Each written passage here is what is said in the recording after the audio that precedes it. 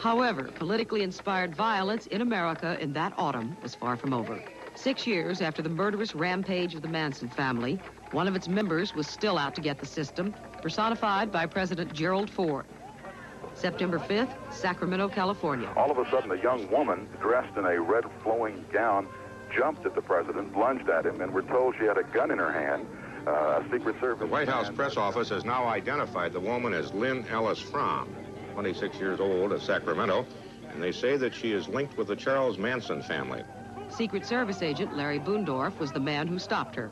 I noticed a hand coming up very low and had something in it. The gun was about 2 feet from the president. I saw a hand coming up behind several others in the front row, and obviously there was a gun in that hand. We interrupt this program to bring you the following special report from ABC News.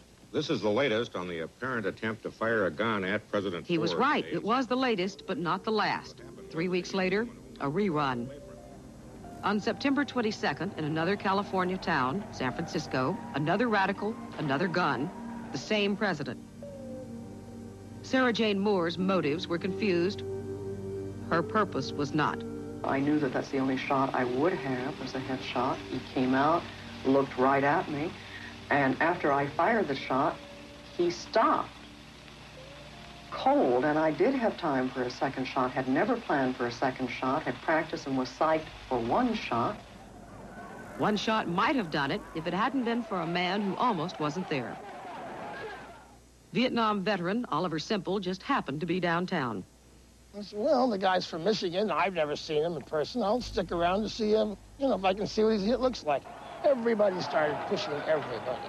For some strange reason, I looked down, and I had seen Sarah Jane Moore go in her purse and pull it. I yelled, "The bitch has got a gun," before I made the lunge for it, as the trigger was going off.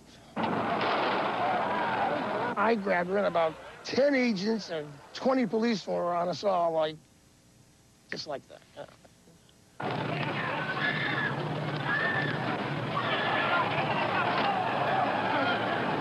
That's the one regret I have, that it was not successful. President Ford survived assassination attempts by 2 disturbed Californians that fall, but he could not escape the wrath of New Yorkers. New York City was teetering toward bankruptcy, a victim, its critics said, of its own profligacy and mismanagement. It appealed to Washington for help, and it found a good deal of support in the rest of America.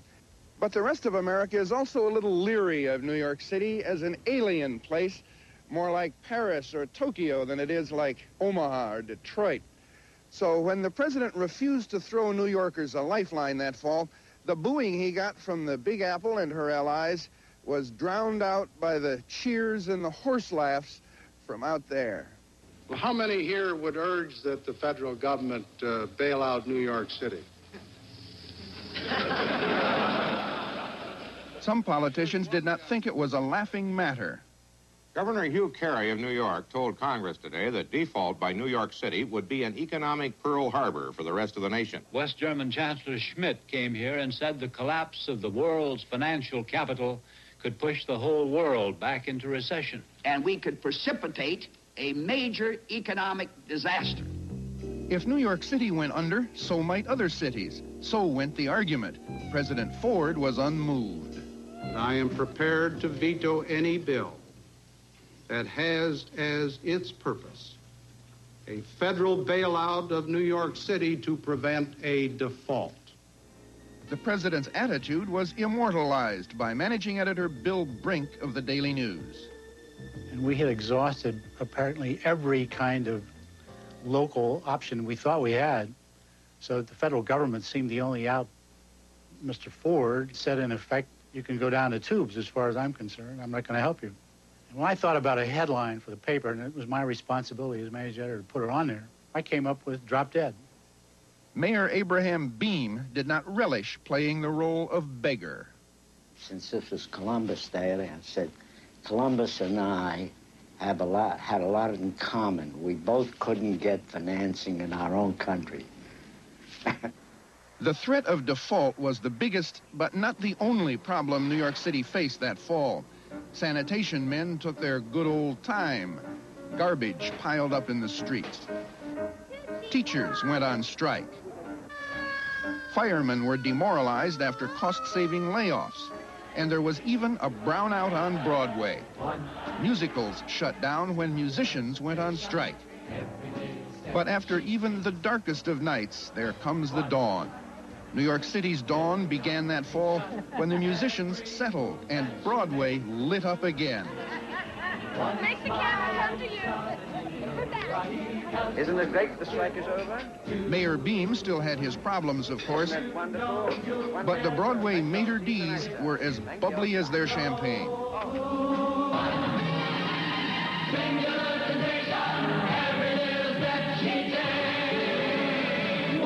One musical shut down by the strike just a few weeks after it opened might have been strangled in its crib.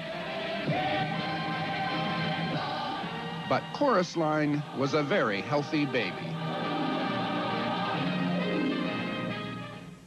Come back to the autumn of 1975 for terror at the movies and a thriller in Manila. Come back to Our World and Inner Struggles in the fall of '75.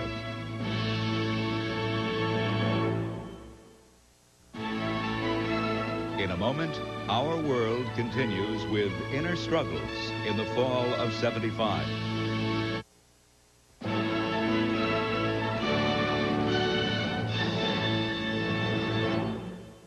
Welcome back to the autumn of 1975. A war has ended, but America still seems to be at war with itself. For some, the answer is violence, kidnap an heiress, rob a bank, shoot the president. For others, the answer is to meditate on it all. Some choose to dance the night away, letting the hypnotic beat and fractured light of the disco block the sights and sounds of our inner struggles. Suddenly, there is a diversion, a movie about a fish. Human beings very rarely get bitten by sharks, and they almost never die from the bite. But in the fall of '75, millions of Americans wallowed in a kind of delicious, vicarious fear of sharks. And they bought Jaws souvenirs and gewgaws.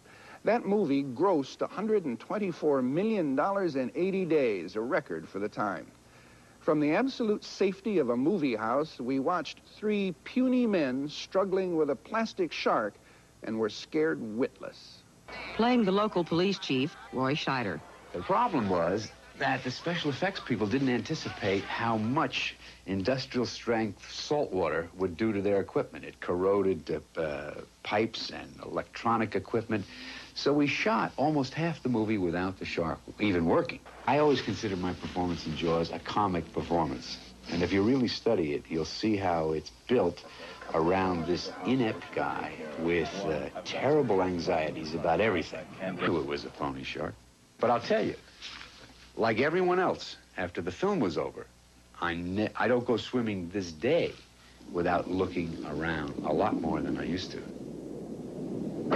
In the last couple of weeks, I've kind of been uneasy and keep turning around and looking to see what's behind me as well as in front.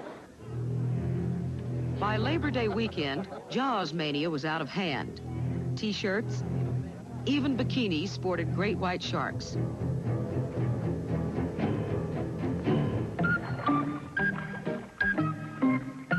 There were even commercial bites in the commercial breaks.